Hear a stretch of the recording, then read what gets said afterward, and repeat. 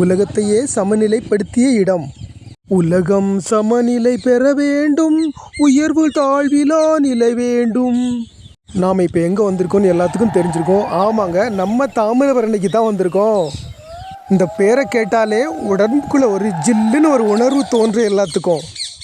தமிழகத்தோட ஆன்மீக இதயம், வற்றாத ஜீவநதி தாமிரபரணி பிறக்கும் பொதிகை மலை.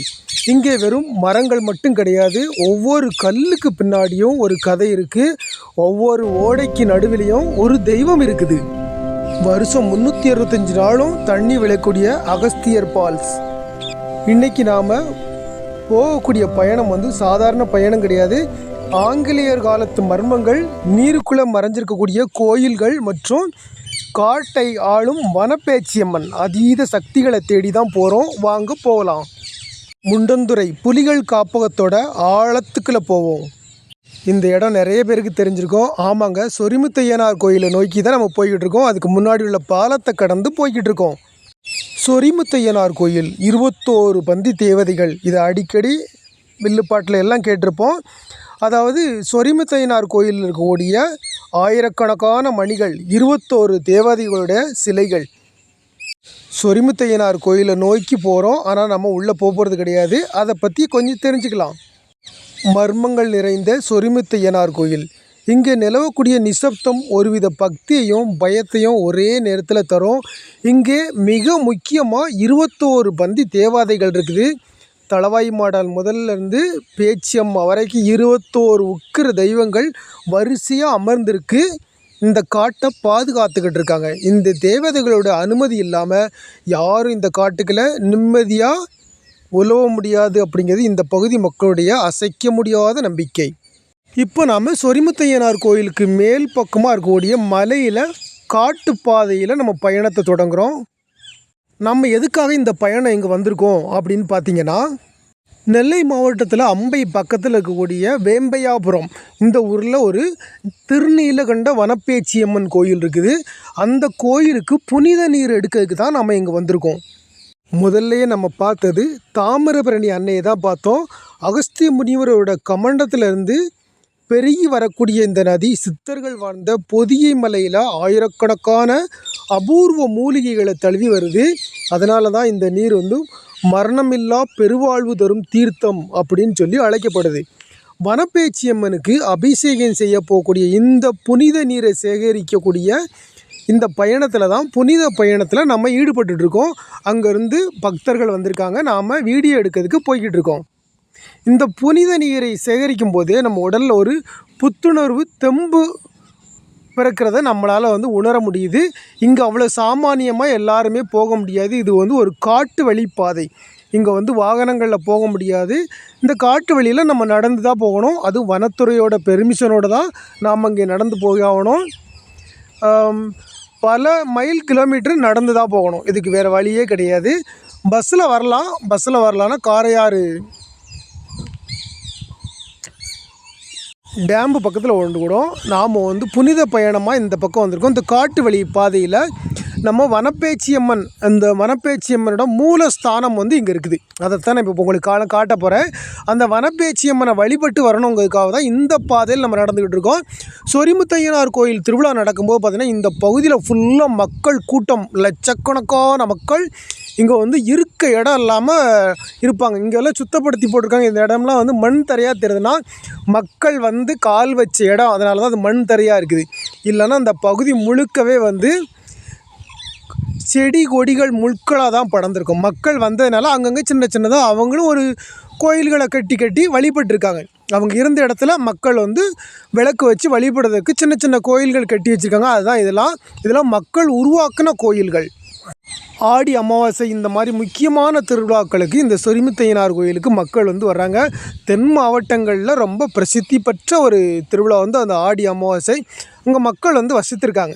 இந்த இடத்துல தான் நம்ம காடுகளுக்கு ஊடாக நம்ம இந்த புனித பயணத்தை போய்கிட்டு இருக்கோம். புனித நீர் எடுக்கிறதுக்காக தனியாலாம் ஒரு மனுஷன் இந்த பக்கமாக நடந்து வந்தாங்கன்னா உள்ளூரை பயம் வந்துடும். கண்டிப்பாக இந்த காட்டோட அந்த சத்தங்கள், அதோட கண்ணு கட்டின தூரம் வரைக்கும் மனிதர்களே தெரியாமல் காட்டு வழி பாதை.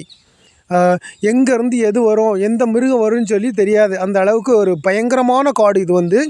இது சொல்லப்போனால் முண்டந்துறை புலிகள் காப்பகம். இங்கே வந்து புலி, மான், சிறுத்தை இந்த மிருகங்கள்லாம் வாழக்கூடிய இடம். இதில் வந்து கரையாம்புற்று, இதில் பாம்பு புற்றுன்னு சொல்லுவாங்க. மக்கள் வழிபடுறாங்க, இயற்கையை வழிபடக்கூடிய மக்கள். வனத்துறை மட்டும் சில இடங்களில் ஜீப் வந்து கொண்டு போகிறாங்க. ஆனால் நம்ம கண்ணு கட்டின தூரம் வரைக்கும் மக்களை பார்க்க முடியாது. நாம் நடந்து போகிறவங்க மட்டும்தான் இந்த இடத்துல வந்து போய்கிட்டு இருக்கோம். கொஞ்சம் அவங்கள நடக்க விட்டு கொஞ்சம் பின்னாடி போயிட்டோம்னாலே நமக்கே ஒரு பயம் வருது. எந்த புதருக்குலேருந்து எந்த மிருகம் வருமோ அப்படின்னு சொல்லி தெரியாமல் நமக்கு உண்மையிலே ஒரு பயம் வருது. இந்த மாதிரி இடத்துக்கு நீங்கள் வந்திருக்கீங்களா? அதை கமெண்ட் பண்ணுங்கள். இந்த இடத்துல ஒரு முக்கியமான விஷயத்தை நம்ம சொல்லி ஆகணும். வட்டப்பாறை. இந்த வட்டப்பாறை எங்கே இருக்குதுன்னு எனக்கு தெரியாது, ஆனால் கதைகள்லாம் கேட்டிருக்கேன். இந்த வட்டப்பாறை அப்படிங்கிறது பார்த்திங்கன்னா காட்டோட இருண்ட ஒரு பகுதி. இங்கே நம்ம சுடலைமாடன் கதையெல்லாம் கேட்டிருக்கோம். சுடலைமாடன் கதை, பேச்சியம்மன் கதை கேட்டிருக்கோம். இது வந்து ஒரு முக்கியமான இடம். அதாவது கைலாயத்திலிருந்து சுடலைமாடனும் பேச்சியம்மனும் வந்து இறங்குனது இந்த வட்டப்பாறையில் தான் வந்து இறங்குனாங்க. வட்டப்பாறை இது வெறும் பாறை கிடையாது, இது ஒரு எல்கை கோடு. இங்கே தான் வனத்தோட காவலனாக இருக்கக்கூடிய சுடலைமாடன் வீற்றிருக்காரு. வனப்பேச்சியம்மன் பூமிக்கு வந்தபோது அவளுக்கு பாதுகாவலனாக தன் வேட்டை நாய்களோட சுடலைமாடன் உடன் வந்ததாக வரலாறு சொல்லப்படுது. மந்திர தந்திர சக்திகளை அடக்கி பக்தர்களுக்கு பாதுகாப்பு தரக்கூடிய இந்த இடத்துல இன்றைக்கும் ஒரு விதமான அதீத ஆற்றல் நிலவுவதை நம்மளால் வந்து உணர முடியுது. இந்த இடத்துலையும் நம்ம மக்கள் வந்து பிளாஸ்டிக் பாட்டில்களை கொண்டு வந்து போட்டிருக்காங்க. போட்டதுனால தான் தெரியுது மனிதன் காலடிப்பட்ட இடம் அப்படிங்கிறத நம்மளால் ப்ரூவ் பண்ண முடியுது. கொஞ்சம் முயற்சி பண்ணிங்கன்னா இந்த காட்டை வந்து நம்ம பாதுகாக்கலாம். நம்ம கொண்டு போகக்கூடிய இந்த பிளாஸ்டிக் பாட்டில்களை திருப்பி கொண்டு வரலாம். இப்போ நம்ம வனப்பேச்சியம்மனுடைய மூலாதாரத்து இடத்துக்கு வந்துட்டோம். இந்த இடத்துல இருந்து தான் வந்து வனப்பேச்சியம்மன், திருநீலகண்ட வனப்பேச்சியம்மனுக்கு வந்து ஒரு கோயில் வந்து அமைச்சிருக்காங்க. நம்ம போன நேரம் இந்த கோயில் வந்து திறக்கலை, பூசாரி யாருமே வரல. இப்போ இந்த கோயிலை வந்து நம்ம பார்வையிட்டு நாம் வந்து இந்த கோயிலேருந்து தீர்த்தம் எடுக்க போகிறது கிடையாது. இதுக்கும் மேலே, அதாவது வனப்பேச்சியம்மன் வந்து இறங்கின இடத்துக்கு நம்ம போகிறோம். அதுக்கப்புறம் ஆங்கிலேயர்கள் வந்து அந்த சேர்வலாறு டேம் கட்டும்போது அதில் சில சின்ன கதைகள் இருக்குது. அந்த சிலைகளை வந்து வெளியே எடுத்து கொண்டு வந்ததாக சொல்லப்படுது.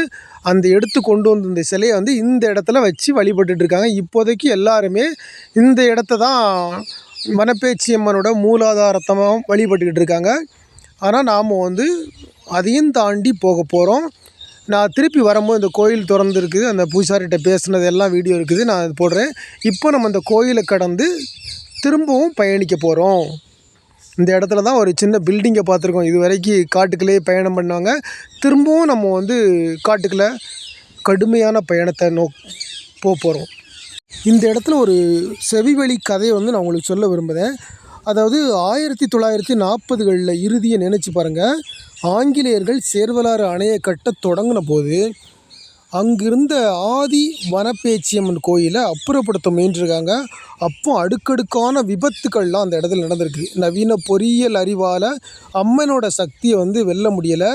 இறுதியில் அணை கட்டி முடிக்கப்பட்ட போது நம்ம அதை தொடர்ந்து பேசுவோம். இப்போ நம்ம காணி குடியிருப்புக்கு வந்திருக்கோம். சேர்வலாறு மலை பக்கத்தில் கூடிய காணி குடியிருப்பு. இந்த மக்கள் தான் இந்த இடத்தோட உண்மையான சொந்தக்காரங்க. காணி குடியிருப்பு, அதாவது இந்த காட்டோட சொந்தக்காரங்க, காட்டுவாசி அப்படின்னு நம்ம சொல்ல முடியாது. இவங்களும் நவநாகரிக வாழ்க்கைக்கு வந்து திரும்பிட்டாங்க. இங்கே வந்து பெரிய பெரிய பில்டிங்கெல்லாம் கட்டுறதுக்கு அனுமதி கிடையாது. இங்கே பெரிய வசதி கிடையாது. ஆனாலும் இந்த மக்கள் வந்து நாங்கள் இது எங்கள் சொந்த இடம், எங்கள் பாட்டன் பூட்டன் வாழ்ந்த இடம், எங்கள் மூதாதையர் வாழ்கிற இடம் சொல்லி இந்த இடத்த காலி பண்ண மறுத்துட்டாங்க. இங்கே தான் இருக்கிறாங்க. சின்ன சின்ன இயற்கையோட இணைஞ்ச மாதிரி சில வேலிகள் கேட்டிருக்காங்க. எல்லா வீட்லேயுமே நாய்கள் போட்டிருக்காங்க. நாய்கள் நம்மளுடைய நாட்டு நாய் மட்டும் இல்லாமல் வெளிநாட்டு நாயெல்லாம் கொண்டு வந்து போட்டிருக்காங்க. வாகனங்கள் வச்சுருக்காங்க. அவங்க எல்லாம் நம்ம ஃபேன் செட்டு போடுறாங்க.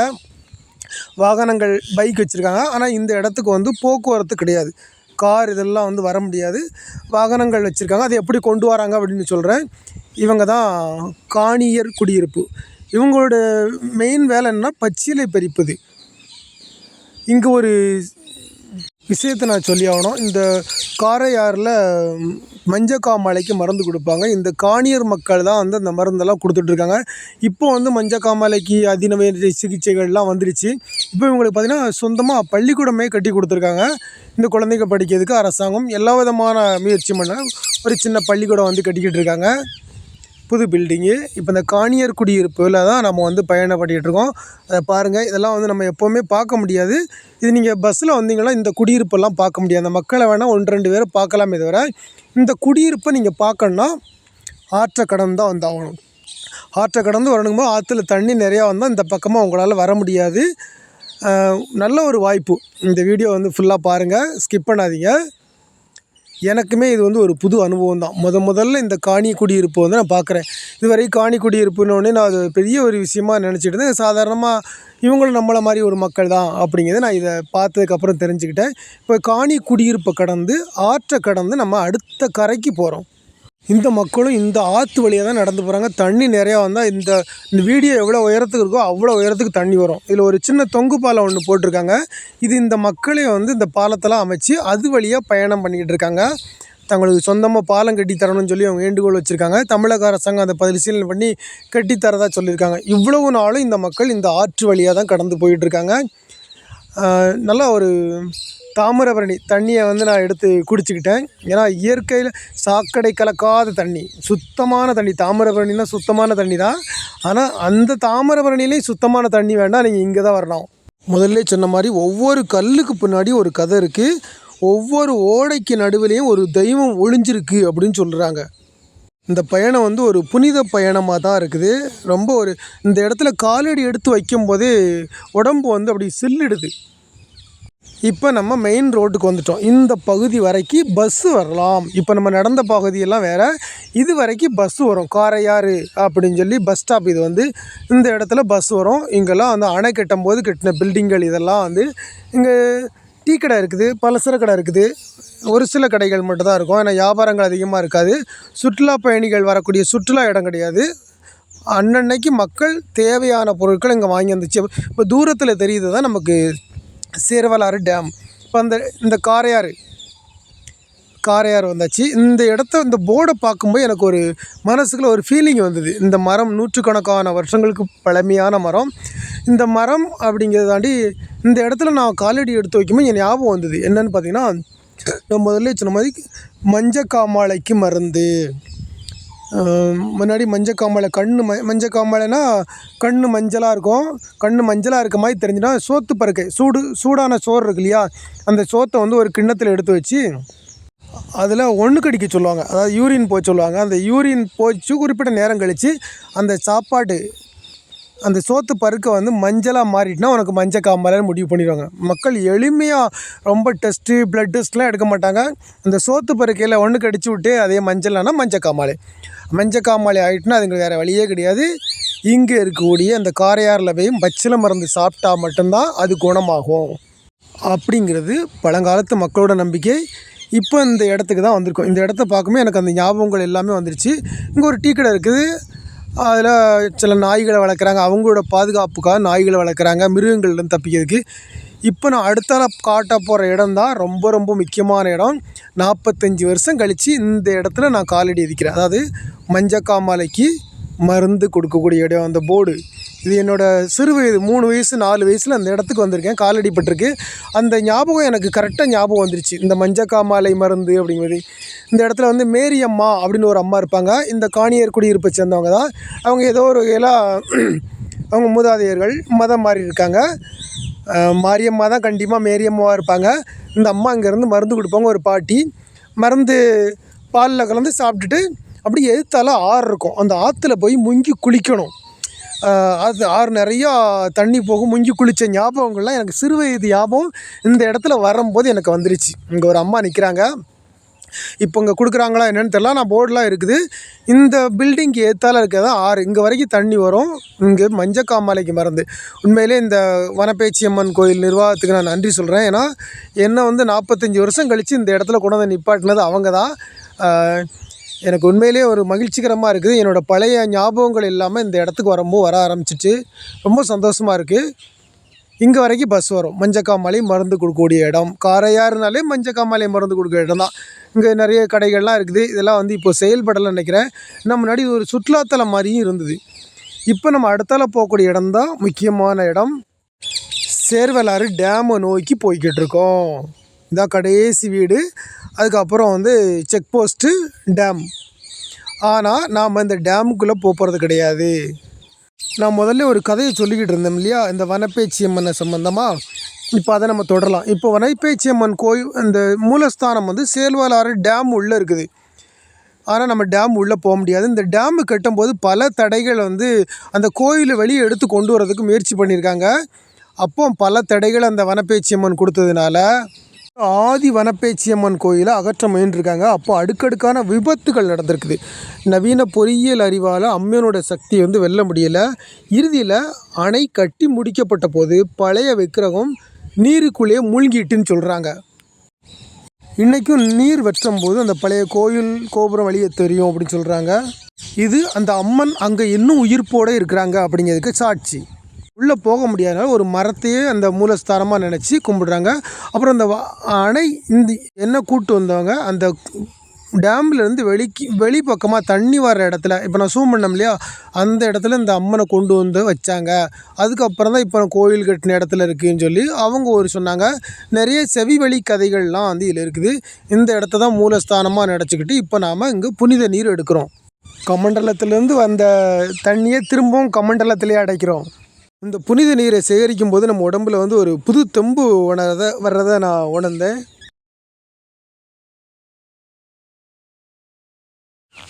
இப்போ இந்த பக்தர்கள்லாம் வந்து பயபக்தியோட தாமிரபரணியில் மூழ்கி நீராடி உடம்பை சுத்தப்படுத்திட்டு அங்கேருந்து தீர்த்த குடங்களில் தீர்த்தத்தை எடுத்து வச்சு மூலஸ்தானமாக தங்களோட மனசுலேயே ஒரு இடத்த, ஒரு மரத்தடியை நினச்சிக்கிட்டு அந்த இடத்துல அம்மன் இருக்கதா அவங்க நினச்சிக்கிட்டு அந்த இடத்துல வந்து தீர்த்தம் எடுக்கிறதுக்கு தயாராகிட்டு இருக்காங்க. பூஜைகள்லாம் பண்ணி அவங்க மாலை மரியாதைகள்லாம் அந்த அம்மனுக்கு செஞ்சு அந்த நீரை வந்து இன்னும் கொஞ்சம் புனிதப்படுத்தி அங்கேருந்து தீர்த்த குடத்தை எடுத்துகிட்டு வர்றதா அவங்க ஐதீகம் சொல்லப்படுது. இப்போ நம்ம இந்த வனப்பேச்சியம்மனை பற்றி ஒரு செவிவழி கதை இருக்குது. அதை நம்ம பார்க்கலாம். அதாவது இந்த வனப்பேச்சியம்மன் சேர்வலாறு டேம் உள்ளே வந்து இருந்த சிலை வந்து அப்படி இருக்குதுன்னு ஒரு கதை இருக்குது.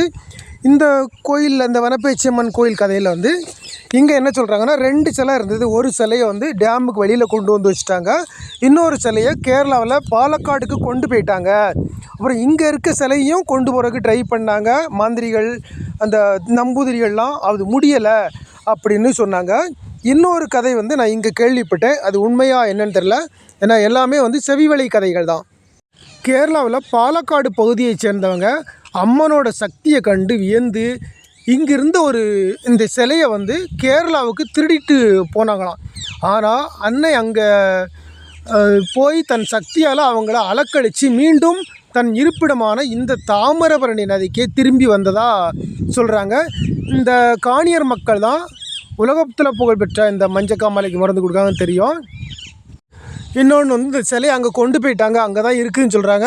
ஆனால் அம்மனோட சக்தி வந்து இங்கே தான் இருக்குது. அங்கே ஏன்னா இந்த அம்மன் வனப்பேச்சி அம்மன்னாலே வந்து வனத்தில் தான் இருப்பாங்க. அவங்களுக்கு வந்து ஊருக்குள்ளே இருக்கிற பிடிக்காது. இந்த வனத்தோட காவலாளி தான் அந்த அம்மன் வந்து. அதில் அவங்களுக்கு வந்து இந்த குளிர்ச்சியான இடம் மட்டும்தான் பிடிக்கும். வேறு இடத்துல வந்து அந்த அம்மன் இருக்க மாட்டாங்க. அதனால் அவங்களோட சக்தி வந்து இங்கே தான் இருக்குது அப்படின்னு சொல்கிறாங்க. பல கதைகள் சொல்லப்படுது. எது எப்படி இருந்தாலும் மக்கள் வந்து சக்தி இங்கே இருக்கிறதுனால தான் எல்லாருமே இங்கே தேடி வராங்க. இந்த சக்தி இல்லாமல் யாரும் எதுவும் வழிபட மாட்டாங்க. இந்த வனப்பேச்சி அம்மனோட சக்தி இங்கே இருக்குதுன்னு சொல்கிறாங்க. அதாவது இந்த காட்டில் வழி தவறி வர்றவங்களுக்கும் தாயாகவும் பக்தர்களுக்கு பாதுகாவலாகவும் விளங்கக்கூடிய இந்த வனப்பேச்சி அம்மன் வந்து புனித நீரை சமர்ப்பித்து நம்ம அவங்க வணங்குகிறோம். மனசில் இருக்கக்கூடிய பாரம்லாம் இறங்கிட்ட மாதிரி நமக்கு தோணுது. அதாவது காடு, ஆறு, தெய்வம், வரலாறு அப்படிங்கிற அனைத்தும் சங்கமிக்கக்கூடிய இந்த இடத்தோட பெருமையை அடுத்த தலைமுறைக்கு கொண்டு போவோம். இந்த வீடியோ வந்து எல்லாருமே ஷேர் பண்ணுங்கள். இந்த வீடியோ உங்களுக்கு பிடிச்சிருந்தா கண்டிப்பாக கமெண்ட் பண்ணுங்கள். ஏன்னா இந்த யாரெல்லாம் பார்க்குறீங்கன்னு எனக்கு தெரியல. மீண்டும் ஒரு மர்மமான பயணத்தை நான் உங்களுக்கு காட்டுறேன். இப்போ நான் உங்களுக்கு இன்னொரு முக்கியமான விஷயம், இந்த டேமை வந்து காட்டுறேன். இப்போ வந்து நம்ம புனித நீர் எடுக்க வந்ததுனால அந்த நீர் எடுக்க வந்த அந்த சம்பிரதாயம் நிகழ்ச்சிகள் வந்து நடந்துக்கிட்டு இருக்குது. இப்போ அவங்களோட எடுத்து முடித்த உடனே நான் வந்து உங்களுக்கு டேமை காட்டுறேன். இவங்க சொல்கிற பிரகாரம் அந்த சிலை வந்து டேமுக்கு முன்னாடி ஒரு பீடத்தில் கொண்டு வந்து வச்சதாக சொல்கிறாங்க. அந்த பீடத்தை நான் உங்களுக்கு காட்ட போகிறேன். இங்கே பாருங்கள், மனுஷ பயல்கள் வந்ததுக்கான அடையாளம். இங்கெல்லாம் வந்து பாட்டில்கள், மது பாட்டில்கள் நிறைய கிடக்குது. அதாவது நான் இந்த இடம் வந்து புனிதமான இடம்னு சொன்னேன். நாம் இங்கே தான் அசுத்தம் இல்லாத தண்ணியை குடிக்கணும்னு சொன்னோம். ஆனால் இங்கே வரைக்கும் பாட்டில்களை கொண்டாந்து இந்த காட்டுக்குள்ளே வீசிட்டு போயிருக்காங்க. இப்போ மனுஷன் நுழையாத இடமே இல்லை அப்படின்னு சொல்லலாம். என்னத்தை சொல்லன்னு தெரியலை. கொஞ்சம் எல்லோரும் இந்த இடத்த வந்து புனிதமாக போயிடணும். நம்மளோட அடுத்தடுத்த தலைமுறைக்கு நம்ம எப்படி சொத்துக்களை சேர்த்து வைக்கிறோமோ, நம்ம வீடு பணம் நகை கார் மதிப்பு எல்லாம் சேர்த்து வைக்கிறோமோ, அதே மாதிரி அவங்களுக்கு இந்த காட்டோட இந்த புனிதத்தை வந்து கொடுக்கணும் அப்படிங்கிறத நான் இந்த வீடியோ மூலமாக சொல்ல விரும்புகிறேன். வேணும் நேராக வர முடியாது. இந்த இடத்துல குறுக்கே தான் இறங்கி நம்ம நடந்து வந்திருக்கோம். ரொம்ப வானுயர்ந்த இப்போ நம்ம சேர்வலாறு டேம் உள்ளே போய்கிட்டு இருக்கோம். முக்கியமான இடத்த காட்ட போகிறோம். நிறைய பேர் பார்த்துருப்பீங்க இந்த பகுதியில் உள்ளவங்க. இப்போது சேர்வலாறு டேம் உள்ளே வந்தாச்சு. பாருங்கள் எவ்வளோ பிரம்மாண்டமாக இருக்குது பாருங்கள். இந்த பக்கம் டேம் நிரம்புனா இதெல்லாம் நிரம்பி தண்ணி வழியும், மேலேருந்து வழிவிடு. இந்த இடத்துல தான் அந்த வனப்பேச்சியம்மன் கோயில், அந்த ஒரு கருப்பாக இருக்கு இல்லையா, சூம் பண்ணி காட்டுறோம் இல்லையா, ஒரு சூலாயுத மாதிரி குத்தி வச்சுருக்காங்க. அந்த இடத்துல தான் இந்த சிலையை கொண்டு வந்து வச்சதாக சொல்கிறாங்க. இந்த டேம் உள்ளே இருந்த அந்த கோயிலில் வந்து சிலையை கொண்டு வந்து இந்த இடத்துல வச்சுட்டு, அதுக்கப்புறம் அங்கே இருந்தால் வந்து நம்ம முதல்ல காட்டினோம் இல்லையா அடைச்சி கிடந்த அந்த கோயில், அந்த கோயிலில் கொண்டு வச்சு மக்கள் இங்கே இந்த ஆற்றை கடந்து போய் வழிபட முடியாதுங்கிறனால அங்கே கொண்டு வச்சு வழிபட்டுக்கிட்டு இருக்கதா சொல்கிறாங்க. இப்போதைக்கு மூலஸ்தானம் அப்படிங்கிறது வந்து அங்கே இருக்க அந்த கோயில் தான். அதுக்கு முந்தின மூலஸ்தானம் தான் இந்த நான் சூம் பண்ணி காட்டுற இடம். இப்போ அங்கே போக முடியாதுன்னு தான் நம்ம ஒரு மரத்தை அடையாளமாக வச்சு புனித நீர் எடுத்தோம்.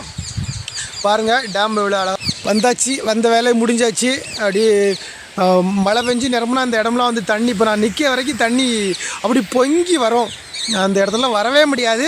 ரொம்ப பிரம்மாண்டமானது. ஏன்னா பொதிகை மலை உள்ளுக்குள்ளே வந்து நின்றுக்கிட்டு இருக்கோம். இப்போது மிகப்பெரிய காட்டு உள்ளே வந்து நின்றுக்கிட்டு இருக்கோம். அதாவது திருவனந்தபுரம் பக்கத்தில் இருக்குது சொல்லப்போனால் இந்த இடம் வந்து. நல்லா பார்த்துக்கோங்க. உண்மையிலே ரொம்ப சந்தோஷமாக இருக்குது. இந்த இயற்கையை நம்ம அழிச்சிடாமல், அதை நம்ம உருவாக்கணும்னு அவசியம் கிடையாது, உருவாக்க முடியாது, அழிக்காமல் நம்ம வச்சுக்கிட்டாலே போதும். இன்னும் நிறையா பயணம் இருக்குது. நம்ம எவ்வளோ தூரம் வந்தோமோ அதே தூரம் நம்ம இன்னும் திரும்பி போக போகிறோம். வாங்க நம்ம இப்போ ரிட்டன் ஆகிடலாம். இப்போ பக்தர்கள் எல்லாமே புனித நீர் எடுத்து கிளம்பிட்டாங்க. ஆமாம், அவங்களோட திரும்பி ரிட்டன் போகலாம். இங்கேயும் ஒரு சின்ன சின்ன காட்சிகள் நான் வந்து உங்களுக்கு கொடுக்குறேன். இந்த வனத்துக்களை ஃபுல்லாக வனப்பேச்சியம்மன் தான். பேச்சியம்மனோட ராஜ்யம்தான் இது, வந்து அவங்களோட ராஜ்யம். இப்போ அங்கேருந்து நம்ம இறங்கி கீழே போகிறோம். இந்த காட்டில் எனக்கு கிடைச்ச வீடியோக்களை ஃபுல்லாக வந்து ஷூட் பண்ணி வச்சுருக்கேன். ஏன்னா எதையுமே மிஸ் பண்ணக்கூடாதுங்கனால ரெக்கார்ட் பண்ணியிருக்கேன். உங்களுக்கு இது தேவைன்னா நீங்கள் பார்த்துக்கோங்க. இனிமேல் வந்து திருப்பி வரும்போது இந்த நீரோடை எல்லாம் இந்த காட்ட போகிறேன். திரும்ப அந்த வனப்பேச்சியம்மன் கோயில் பூஜாரிகிட்ட நம்ம பேசணும். அவர் இந்த கோயிலை பற்றி நிறைய விஷயங்கள் சொன்னார். அது எல்லாமே இந்த வீடியோவில் இருக்குது. லென்த்தாக இருக்கும் வீடியோ, நம்ம ஃபுல்லாக பேசிகிட்டு இருக்க வேண்டாம். இன்னொரு 10 நிமிஷம் வீடியோ இருக்குது. 10-12 நிமிஷம் இருக்கும் அந்த வீடியோ வந்து. பாருங்கள் ஃபுல்லாக. கண்டிப்பாக அந்த வீடியோ வந்து எல்லாத்துக்கும் ஷேர் பண்ணுங்கள். ஏன்னா அது வந்து முக்கியமான, ரொம்ப கஷ்டப்பட்டு போய் இந்த வீடியோக்கெல்லாம் நம்ம ஷூட் பண்ணியிருக்கோம். இப்போ நம்ம அந்த ஆற்றுக்குள்ளே இறங்கி போக போகிறோம். இங்கே ஒரு வனப்பேச்சியம்மன் கோயில் இருக்குது. ஒவ்வொரு குடும்பமும் ஒவ்வொரு சமுதாயமும் அங்கங்கே இடங்களை பிடிச்சி அங்கங்கே கோயில்களை கட்டி வச்சுருக்காங்க. இந்த கோயிலை தாண்டி ஒரு நீரோடை இருக்குது. இந்த நீரோடை பார்த்திங்கன்னா ஆயிரக்கணக்கான வருஷங்களாக இந்த நீரோடை போய் அந்த நீரோடையிலே வந்து வாய்க்காலில் விழுந்துருச்சு. இந்த ஆற்றை கடந்து திரும்பவும் நம்ம நடைபாதைக்கு போக போகிறோம். பஸ்ஸு அதாவது தார் ரோட்டில் போனால் அப்படி போயிருக்கலாம். நம்ம திரும்பவும் வந்த பாதையில் திருப்பி போக போகிறோம். அதனால் திரும்பவும் இந்த ஆறோட ஆற்றை கிடக்கிறோம். பாருங்கள், இந்த நீரோடை தண்ணி போய் இந்த இடம் வந்து எப்படி அரிச்சு அப்படி கால்வாயாக விழுந்திருக்குன்னு பாருங்கள். இந்த பாருங்கள், இந்த இடம்லாம் வந்து யாரும் இந்த கால்வாயெல்லாம் வெட்டலை. தண்ணி உருண்டோடியே இந்த இடம் வந்து இப்படி கால்வாயாக விழுந்திருக்கு. அப்போது இந்த தண்ணிக்கு எவ்வளோ சக்தி இருக்குது அப்படின்னு பார்த்துக்கோங்க. ரொம்ப ஒரு ஆச்சரியமான விஷயம். நிறையா இயற்கையோட விஷயங்கள்லாம் நான் இந்த வீடியோவில் வந்து ஷூட் பண்ணியிருக்கேன். ஃபுல்லாக பாருங்கள், ஸ்கிப் பண்ணாதீங்க, பொறுமையாக பாருங்கள். இந்த வீடியோ வந்து நிறைய பேருக்கு கிடைக்காத ஒரு வீடியோ கிடைச்சிக்கும். புனிதமான ஒரு வீடியோ. நிறைய பேருக்கு ஷேர் பண்ணுங்கள். இந்த வீடியோ வந்து மறக்காமல் நம்ம சேனலை வந்து சப்ஸ்கிரைப் பண்ணிக்கோங்க. ஓகேவா? தேங்க்யூ.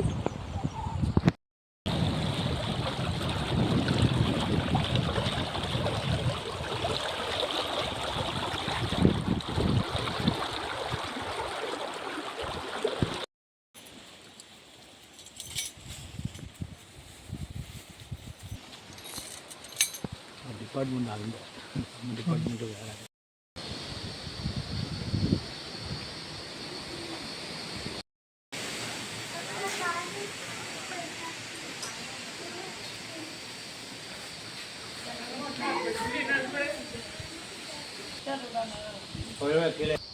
அப்படி இப்படி வந்தாச்சோ வண்டியில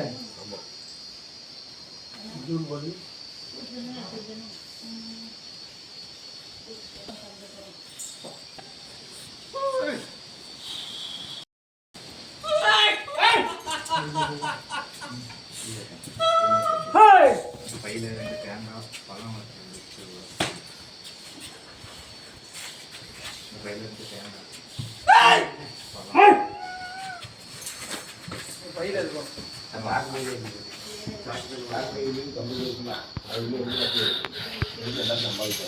ஒரு தேங்காய் மட்டும் கடைசி வெளியில் வேடதான் போடுறது.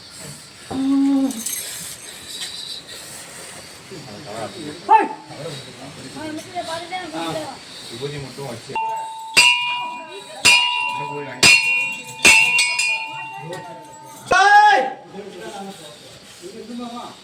போயிட்டு எவ்வளோ காட்டு போயிட்டு வரணும்.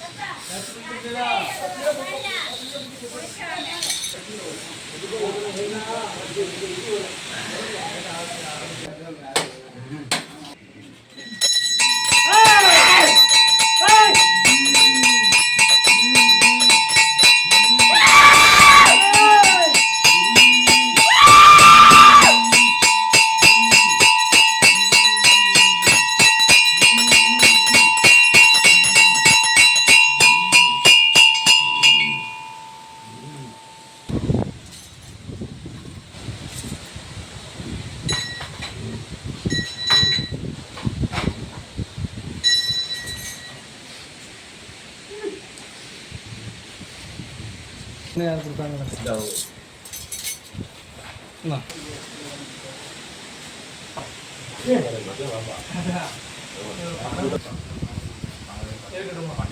வண்டியில் கூட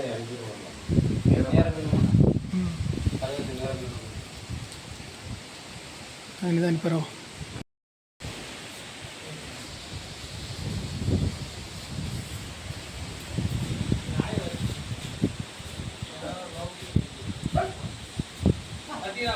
மேலே மேலே கொஞ்சம் சட்டர்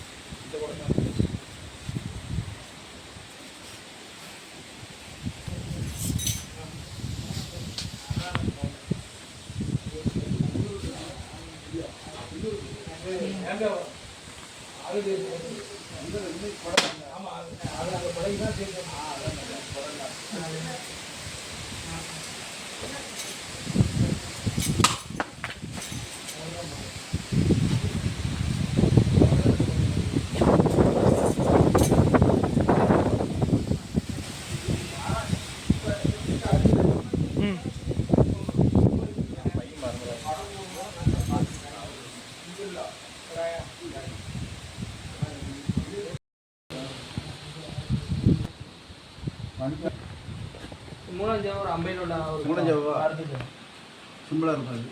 மேளம் ரெண்டு கனியும்.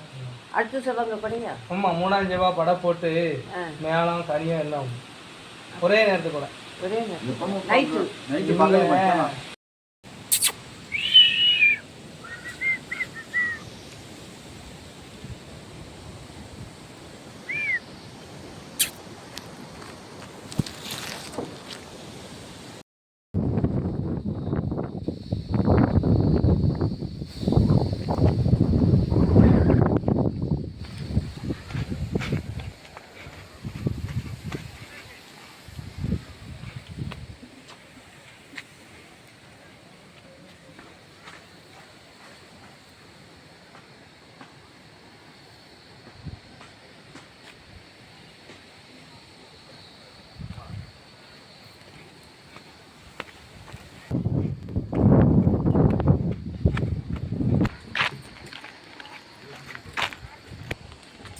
அவர் வந்துக்கிட்டு இருக்காரு.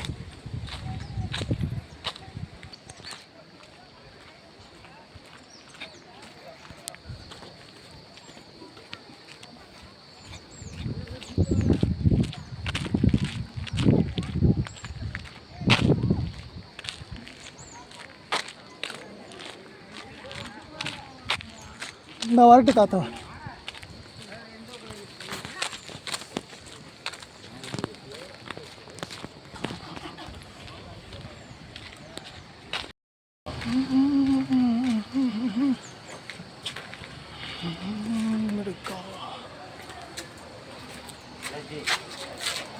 எல்லாம் அப்படி பார்த்து வரலாம், வீடியோ எடுத்து வரலாம், ஃபோன் போட்டு.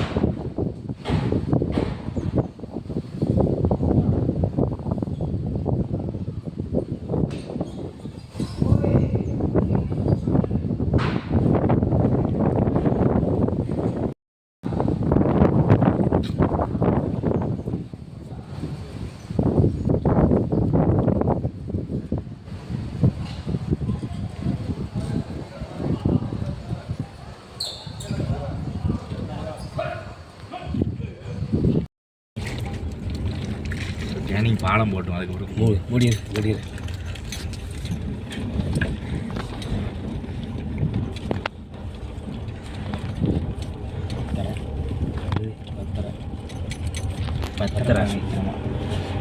எனக்கு கொஞ்சம் இழுத்து போயிருங்க. எவ்வளோ மீச்சு போயில போயிருங்க கிளியர் ஆகிட்டு